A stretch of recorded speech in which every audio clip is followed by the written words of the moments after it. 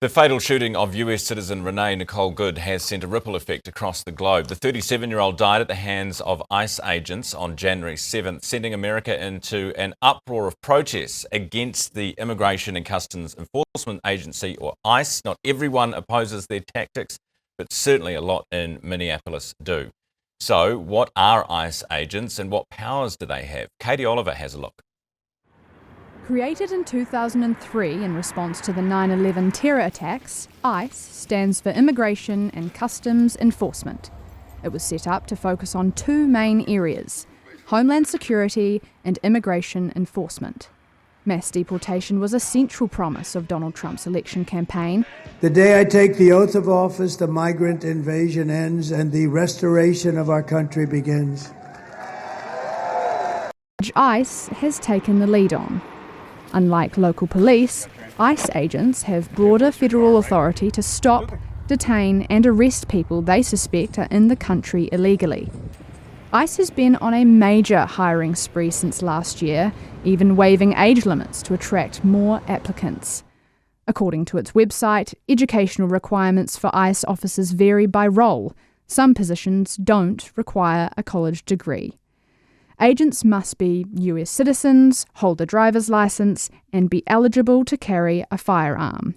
But scrutiny is growing. 2025 was ICE's deadliest year in 2 decades, with 32 deaths reported in custody. The fatal shooting of US citizen Renee Nicole Good sent shockwaves across the globe. Then, on January 24th, a second fatal shooting. This time of 37-year-old Alex Pretty of Minnesota, sparking even more backlash, turning the heat on ICE. And a partial back down from the White House on this too. Dannielle McLaughlin is our US correspondent with us from a very cold New York. Dannielle, good morning. Good morning, Ryan. Good morning. Nice to be with you. We'll get to the weather and the storms that are hitting North America in a second, but let's start with ICE and Minneapolis. So we've got the boss of the Border Patrol boss basically being deported himself, and we have an ICE official heading to court. Right. And this is all on the heels of the second state-sanctioned killing, as you mentioned. As mentioned earlier in the piece, Alex Pretty was an ICU nurse, 37-year-old, carrying a weapon legally. And those videos that have shot around the world really show not only Americans, but everybody else what is happening in American cities, where the US president, following up on an election promise, has sent highly militarized forces to Minnesota, 2,000 ICE agents as of December 1st, into cities where he is concerned that there is a lot of illegal immigration, using some very, very violent and some would argue illegal tactics to arrest and detain alleged illegal immigrants, including but not limited to some off-duty police officers. So the Minnesota Police Department, the Minneapolis, Police Department has been up in arms at the number of quote unquote black and brown off-duty police officers who have been ensnared in ICE's net. So politically, is he pulling back because I've seen his polling on immigration, which is, was a big success, a policy plank for him at the election. I've seen the numbers, they're falling. Is that what's motivating this? Yeah, in a word, yes. This was successful. While it was politically successful, it has become very unsuccessful very quickly. And the types of videos that we're seeing, these horrific, truly state-sanctioned killings of innocent people who are at minimum entitled to due process, entitled to be, if they are breaking the law, to be brought before a tribunal as opposed to being shot in the street.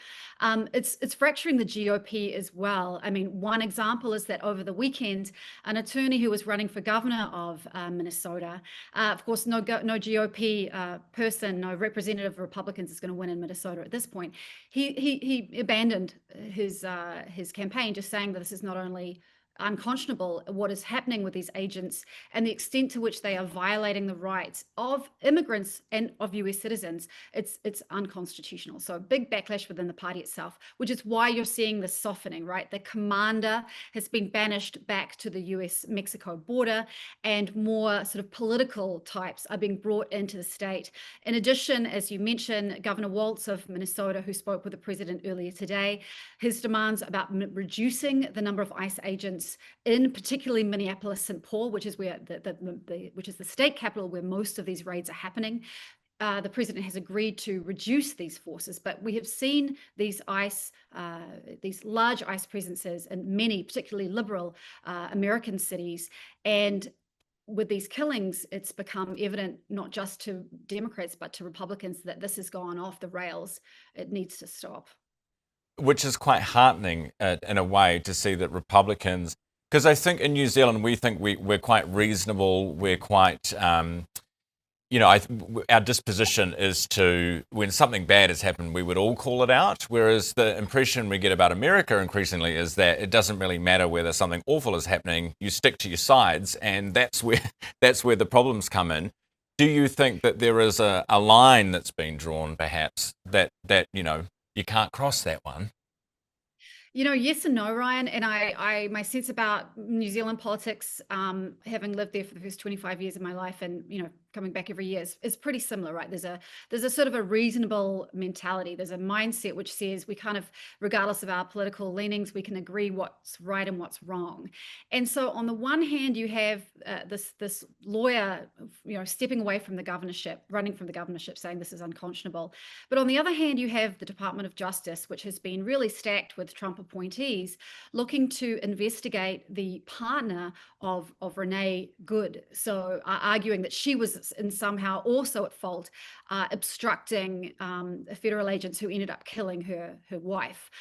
You also have GOP factions saying things like, well, the governor and the mayor of Minneapolis-St. Paul have been allegedly illegally interfering with federal law enforcement activities by the language that they're using. So I don't know that we could say that there's a clear line. Unfortunately, these days more than ever, because of the kind of political figure that Trump is, there's a very strong sense of loyalty to him and his way of doing things that is increasingly hard to break. So Democrats are going to go and hold up funding for the Department of Homeland Security. They're going to feel pretty good about this, as horrific as it is, because it opens up another front against the president.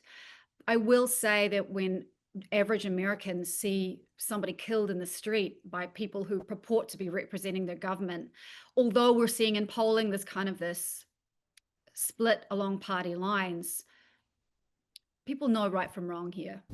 They still know right